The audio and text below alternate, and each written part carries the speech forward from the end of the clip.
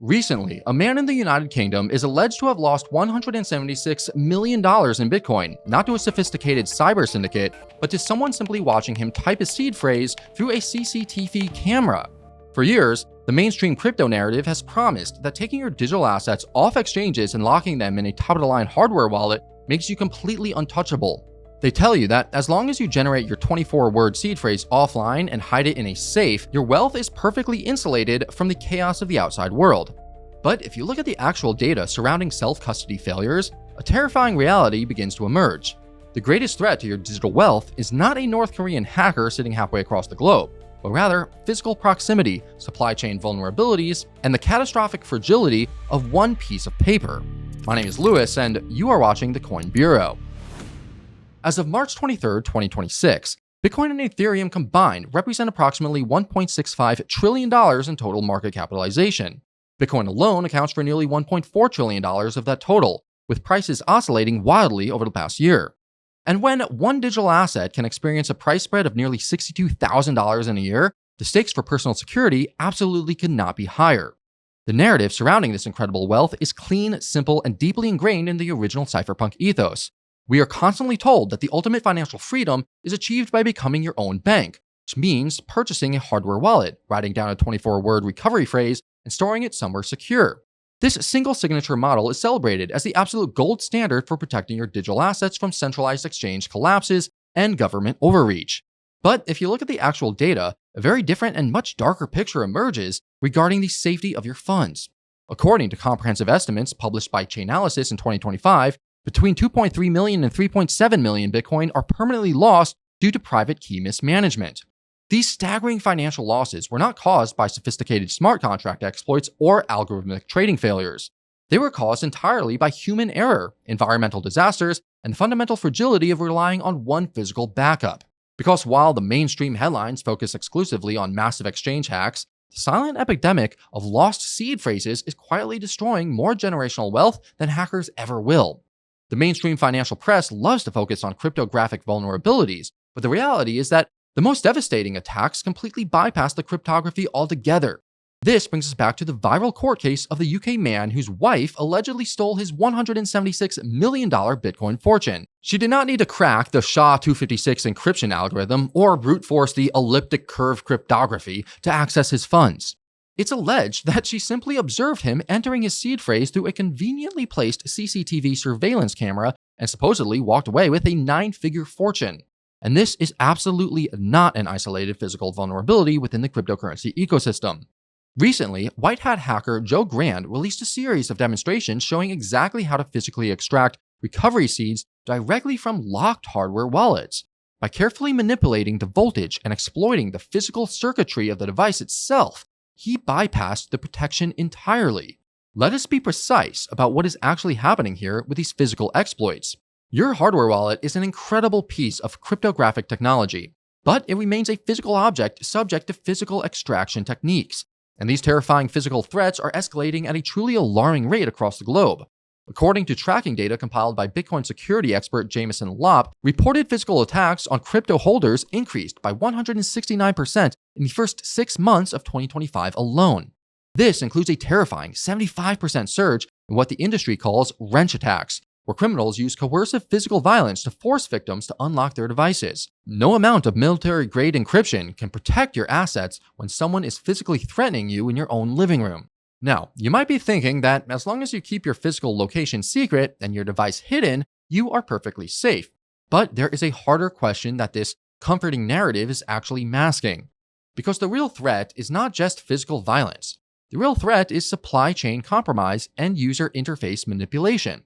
Cast your mind back to February of 2025, when the Lazarus Group orchestrated the largest crypto heist in history by stealing approximately $1.5 billion of crypto from Bybit. They did not compromise the underlying private keys or break the multi-signature cryptography directly to access the 401,000 Ethereum. Instead, they executed a highly sophisticated supply chain attack on the Safe Wallet developer workstation, injecting malicious JavaScript directly into the front-end user interface. Here is exactly how this underlying mechanism actually works in practice. The attackers compromised the visual interface so that When the authorized signers reviewed the transaction on their computer screens, everything looked perfectly legitimate. But the underlying code had been manipulated to transfer the smart contract ownership directly to the North Korean hackers. The signers unknowingly authorized their own destruction because they trusted the software interface rather than verifying the raw data on their hardware wallet displays. This proves that even if your seed phrase is perfectly secure, your operational security can be completely dismantled by a compromised browser or a poisoned software update. And speaking of securing your digital wealth and staying ahead of the latest security threats before they hit the mainstream headlines, this is exactly why you need the Coin Bureau Telegram channel. It's where we share the latest breaking news, provide deep dive alpha, and give you the most important market updates, all pinged directly to your device so that you do not miss a thing.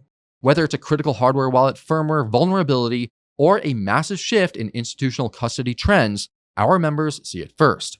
So sign up today using the link down below or by scanning the QR code on your screen right now. Now, let us get back to the fundamental flaws of the single signature security model. The foundational problem with the traditional cold wallet setup is that it places an unforgiving and unreasonable cognitive burden on the average user. Ethereum co-founder Vitalik Buterin has been one of the most vocal critics of this traditional seed phrase model for years. He has consistently argued that relying on one physical 24-word piece of paper creates a catastrophic single point of failure that is fundamentally incompatible with mainstream financial adoption.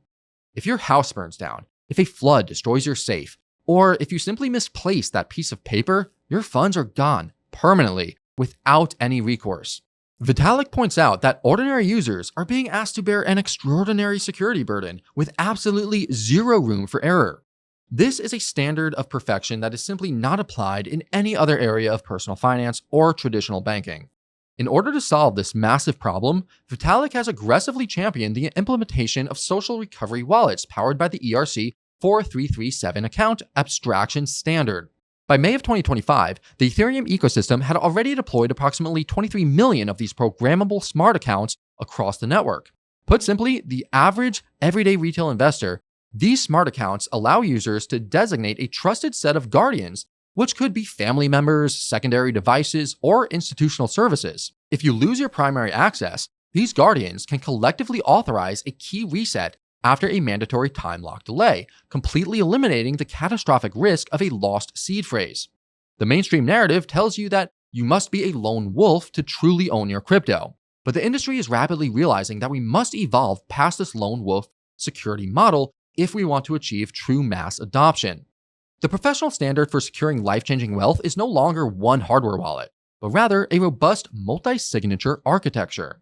Multi-signature, or multisig, replaces the single point of failure by requiring multiple independent private keys to authorize any transaction. The most popular configuration for retail investors is the 2 of 3 multisig setup, which requires 2 out of 3 distinct keys to move any funds. Typically, you might keep one hardware wallet in your house, store a second device in a bank vault, and have a collaborative custody provider hold the third key. This creates an incredibly resilient web of redundancy that neutralizes almost every single attack vector we have discussed today. If a thief breaks into your home and steals your primary hardware wallet, they cannot still move your funds because they lack the required second signature.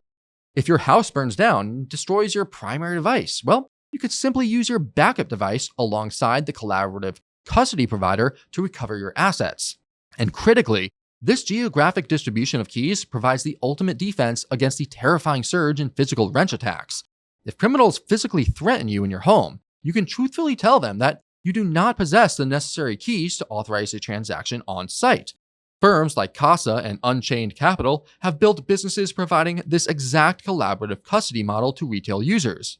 Unchained Capital alone secures over $12 billion in Bitcoin across thousands of collaborative vaults as of 2025.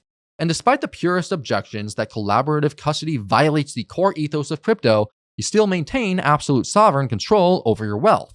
Because you hold 2 of the 3 keys, the service provider can never move a single Satoshi without your explicit cooperation. But you can always recover your funds if the provider goes bankrupt. This is not a compromise of your financial sovereignty. It is a necessary mathematical upgrade to your personal security architecture. Now, you might be wondering how the massive Wall Street asset managers secure their multi-billion-dollar crypto portfolios. They certainly are not writing 24 words on a piece of titanium and then burying it in the woods behind their corporate headquarters. Instead, institutions use an advanced evolution of this concept known as multi-party computation, or MPC for short. Firms like Fireblocks and BitGo use MPC to mathematically shard one private key into multiple pieces distributed across geographically isolated servers. The cryptographic signature is computed collectively by these shards without the full private key ever existing in one location at any given time. This completely eliminates the risk of a rogue employee or a compromised server extracting the master key and draining the corporate treasury. And the data proves that this distributed approach is overwhelmingly superior to the traditional single signature model. According to industry data from 2025, firms using regulated custodians with multisig or MPC architecture experienced 70% fewer security breaches compared to those relying on standard setups. For individual users who prefer not to use a collaborative partner, hardware manufacturers are also evolving their backup standards to meet these new threats. Trezor recently implemented Shamir's secret sharing on their Safe 5 and Model T devices, allowing users to cryptographically split their recovery seed into multiple unique shares. Unlike simply cutting a piece of paper in half, which experts like Jameson Lopp explicitly warn against, Shamir's secret sharing ensures that an incomplete set of shares reveals absolutely zero mathematical information about the underlying secret. And that brings us to the irony at the center of the self-custody movement. For over a decade, the crypto industry has preached that ultimate security comes from absolute, uncompromising independence. We were told to become our own banks, to trust absolutely no one, and to bear the entire burden of our financial security on our own shoulders. But the alleged $176 million CCTV theft and the 2.3 million permanently lost Bitcoin prove that this extreme isolation is actually our greatest vulnerability. The moment you take self-custody of your wealth using one device, you become your own bank, your own security guard, and perhaps, inevitably, your own worst enemy. By refusing to distribute our trust across multiple devices, geographic locations, and collaborative partners, we have made ourselves incredibly fragile targets. The original cypherpunk ethos was about eliminating centralized points of failure that could be exploited by corrupt governance or greedy corporations. But by relying on one hardware wallet and one piece of paper, we simply moved that catastrophic point of failure from the bank vault directly to our own living rooms. The future of digital wealth protection is not about extreme isolation, but rather about cryptographic resilience, geographic distribution, and intelligent redundancy. So, what's the final verdict on this terrifying security situation? Well, let's be blunt about the reality of modern digital asset security.